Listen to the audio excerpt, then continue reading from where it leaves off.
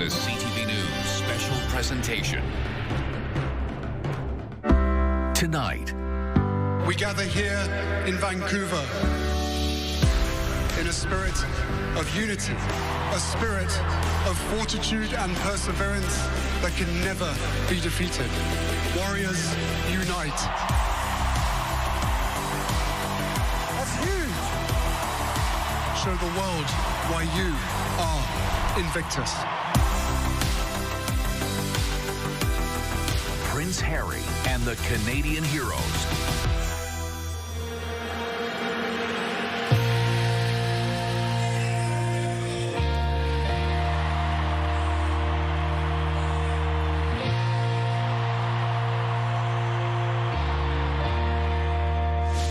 Number 13, Beare. Number 17, Nebraska. And number 23, Captain Rama. Hi, Meghan. It's so nice to meet you. Thank you. I think you're right there. It's a great vibe. Yeah. Everyone seems to be enjoying themselves. They are. Prince Harry, Duke of Sussex, and his wife Meghan are in Vancouver tonight to cheer on some true heroes, the wounded veterans who compete in the Invictus Games. What do you think? What's going through your mind right now as you're watching this and seeing the competitors pour their hearts and souls onto the court? One of the things I care most about is the atmosphere, because I mean, maybe it doesn't mean that much to them, but for me, to be able to create the atmosphere for them makes them feel like superstars. The harder thing to do is to merge the general public with military, and for them to feel like, I don't have any connections to military families, but I went to this sporting display, and it was incredible. And we never knew how good the sport was going to be in the early days. And every single iteration of the games has got better and better and better. Invictus is celebrating its 10th anniversary this year, with more than 20 countries around the world coming together in the spirit of competition. For former Canadian logistics officer Mark Beare, the experience is transformational. I love the preparation. I love the mental aspect of it. I love putting in the work and showing up and having my best effort on that day.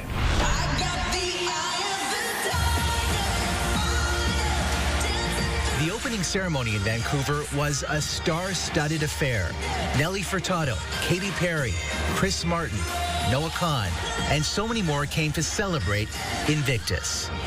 So are you actually calling them up and saying, be a part of this, or how does that work?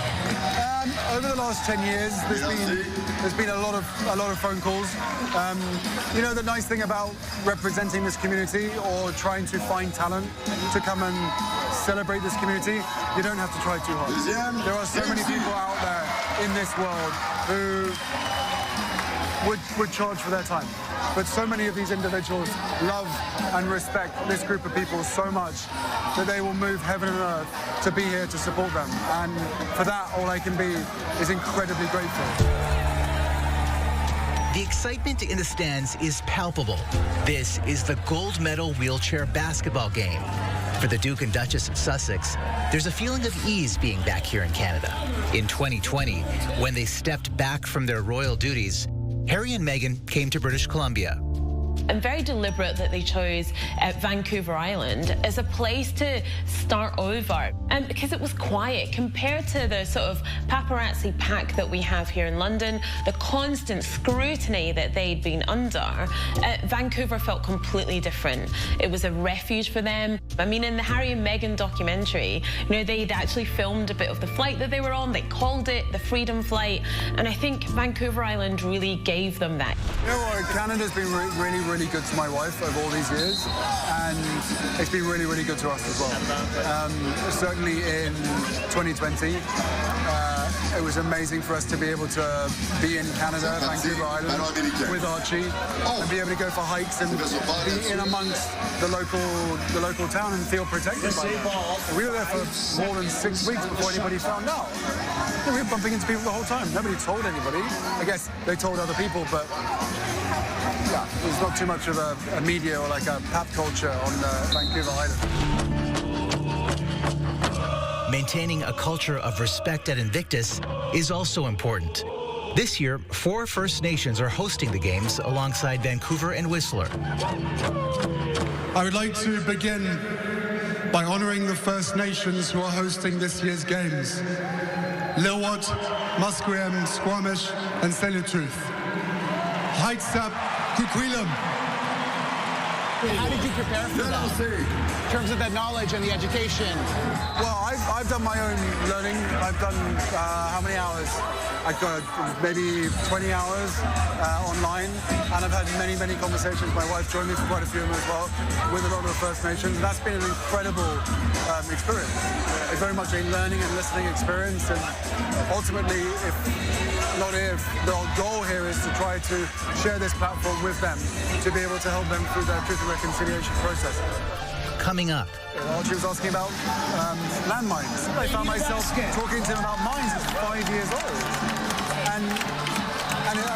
And interestingly, it gave me a chance to talk about my mum, his grandma, which I didn't even really consider. How Princess Diana's legacy lives on in Prince Harry and the Invictus Games.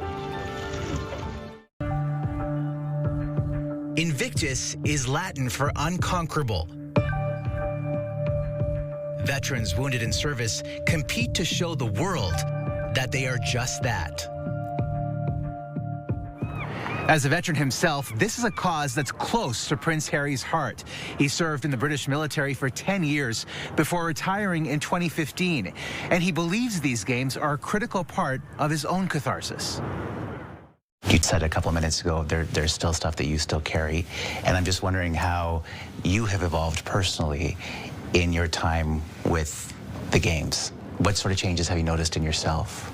Look, being around this community is my fix. When you're around these people and you hear other people's stories and you can make that connection with your own experience, there's just a lot of weight that gets taken off your shoulders. Because a lot of these individuals feel or have felt very lonely, right? Because I think over the course of our service, you're sort of led to believe that the problems that you have encountered or the issues that you are carrying are somewhat unique to you within that service. And when you come to the games, you suddenly realize that actually that's not the case at all. So, again, in answer to your question, I get so much out of hearing their stories, and that may sound weird, but I get my own sort of cure and confidence from them, knowing that what we're doing is working, being able to, I guess, serve part of my purpose, and being able to use the position, the platform, the spotlight in giving these guys, all the attention and the opportunity. Using his platform to foster awareness is something his mother, the late Princess Diana, taught him. And now he's teaching his own son about her legacy. Meghan was saying at the reception that your kids are cheering you on from California, cheering on the athletes from California. What do you tell them about Invictus? Because some of the subject matter is quite heavy, isn't it? It's heavy, it's sensitive, and as I said earlier, it's hard because kids, they'll always ask the right questions. There's no filter. So you either shut it down straight away, which I will never do, or you engage in the conversation and you try to explain things, but then it does. I mean, Archie was talking about, as I said earlier, Archie was asking about landmines. So I was talking about how some of these guys were blown up. I think IEDs, improvised explosive devices, is probably a bit too much at this stage. But I found myself talking to him about mines at 5 years old. And interestingly, it gave me a chance to talk about my mum, his grandma, which I didn't even really consider. So that became the outcome of the story for him, which is he then saw videos, he wanted to see videos and photographs of his grandma Diana out doing her thing for landmines all those years ago. Some people chose to interpret my visit as a political statement, but it was not. I am not a political figure, and as I said at the time, and I'd like to reiterate now, my interests are humanitarian. I think it's really clear that the legacy of Princess Diana has definitely influenced Harry in his working life.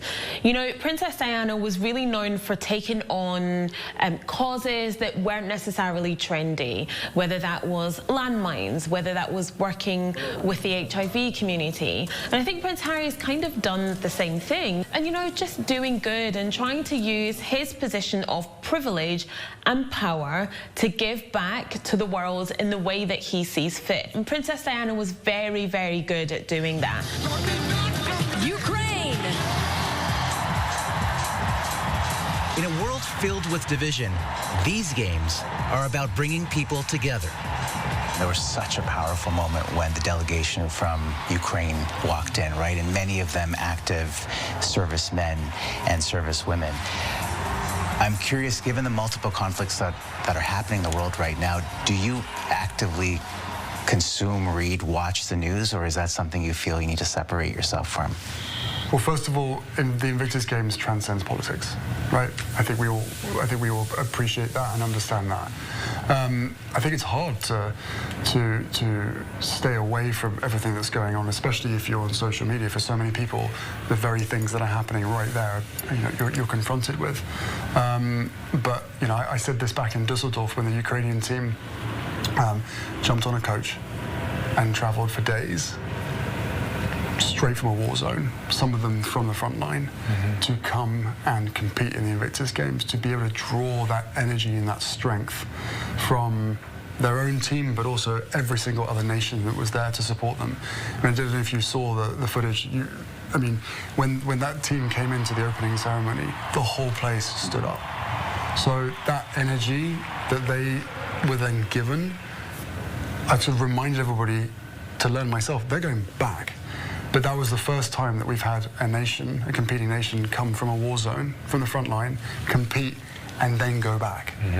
And I can't even wrap my head around that, other than to know that we did the best that we could, collectively, every single one of us, to lift them up and give them the strength and the energy to go back and defend their country.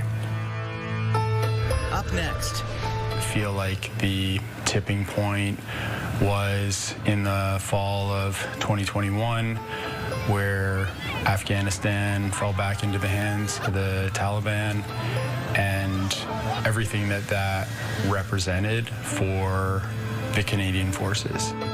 A Canadian hero shares his journey to Invictus. Former logistics officer and Invictus competitor Mark Beare served in the Canadian Armed Forces for 24 years. He ran missions in Kabul, Kandahar, and domestic missions here at home, helping with flood relief and the Vancouver Olympics. In 2019, I was given the awesome responsibility to be the commanding officer for the transition unit, which provides care for ill and injured soldiers, their families, and families of the fallen. So people who've had those life-changing events happen to them, and it was our team's responsibility to work with their care network and get them back on their feet. As a commanding officer, Mark was exposed to many stories of grief and trauma until it became too much. It was a perfect storm of events that really led to a period of time of helplessness and despair, and just being in a spot which was like really sad and really scary, where you are in that spot where you don't want to live, but you also don't want to die, and just having to keep showing up was a really challenging situation. It sounds like an extraordinary amount of pressure. Yes, yeah, and a lot of that is the pressure that I put on myself. I remember when I met with a doctor in early 2022, where I was describing where I was at and the dependencies that I had and the nightmares and the thoughts that I was having, and just how matter-of-factly at the end of that session, where He said, you have post-traumatic stress disorder and major depressive disorder. And it was very to the point, not I think. And, you know, that really floored me at that time. Tell me a little bit about some of those lowest points and what triggered that. I feel like the tipping point was in the fall of 2021, where Afghanistan fell back into the hands of the Taliban, and everything that represented for the Canadian forces. The decades of blood, sweat, and tears, and lives lost, and lives changed forever. At this point, Prince Harry, who also served in Afghanistan, joins our conversation. Mark was telling me earlier on about how the games have opened the door to having a conversation with your own family. Tell me when you first told them about what you were going through. Yeah, the games really gave me that platform. So, you know, from the time that I left the military in 2022, you know, I put the work in through therapy for a year, and I made progress, but I was still kind of stuck because I was very isolated, and you know, there's very few people that knew what I was carrying. And through the opportunity that I received through the Invictus Games on Team Canada, it became a conversation starter for me, and that has been incredibly powerful to be able to open up. My wife and kids have been beside me every step of the way, and you know, when I talk about the conditions that I put on my worth, it's absolutely unconditional love from them. And my kids, I'm sure they could sense something was different. My wife knew what was going on.